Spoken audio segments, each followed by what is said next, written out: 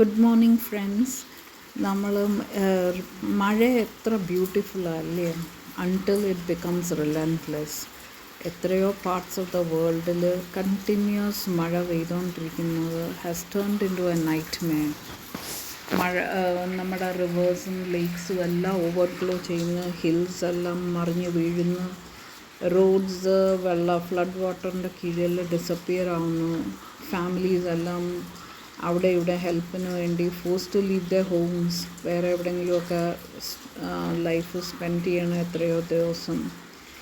ഇതെല്ലാം കാണുമ്പം നമുക്ക് ഭയങ്കര വിഷമമാവും. എല്ലാം ഒരു ഇതിൽ മുമ്പോട്ട് പോകണമല്ലോ.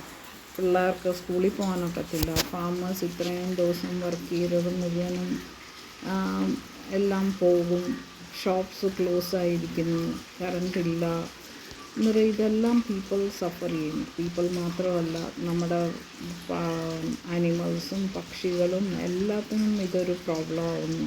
അവരുടെ നാച്ചുറൽ ഹാബിറ്റാറ്റ് നിന്ന് രക്ഷപ്പെടണം.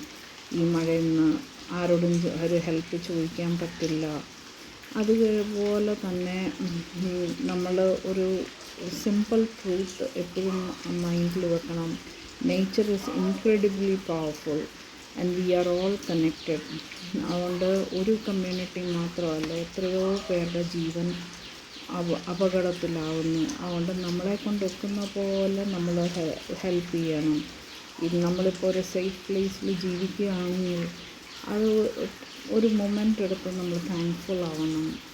ആൻഡ് ഒരു സ്മോൾ ഹെൽപ്പ് ഫിസിക്കലി ചെയ്യാം. ഒരു മീല് കൊടുത്തോ, ബ്ലാങ്കറ്റ് കൊടുത്തോ, ഡൊണേഷൻ കൊടുത്തോ ഒക്കെ ആൾക്കാരെ ഹെൽപ്പ് ചെയ്യാം. ലെറ്റ് us ഓൾസോ റിമെമ്പർ, നമ്മൾ ഈ എൻവയോൺമെൻറ്റിനെ പ്രൊട്ടക്റ്റ് ചെയ്യണം. ഇപ്പം തന്നെ നമ്മൾ നോക്കിയാൽ എത്രയോ മാലിന്യം വന്നടിയുന്നുണ്ട്.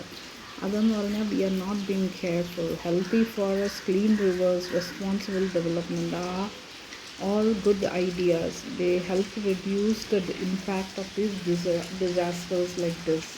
അതുകൊണ്ട് നമ്മൾ അത് എല്ലാം നോക്കി വേണം മുമ്പോട്ട് പോകാൻ. എല്ലാവരും ഫ്ലഡ് ഫേസ് ചെയ്യുന്നിടത്ത് ആ thoughts and prayers are with you. മഴയൊന്ന് കുറയട്ടെ, വാട്ടേഴ്സ് റിസീഡ് ചെയ്യട്ടെ, അതൊക്കെ നമ്മുടെ ഒരു ഹോപ്പ്, മുമ്പോട്ട് പോകാനുള്ള ഹോപ്പായിട്ട് വെക്കുക. എന്നാൽ ഇന്നത്തേക്ക് ഇത് തന്നെ. Thank you very much friends. By.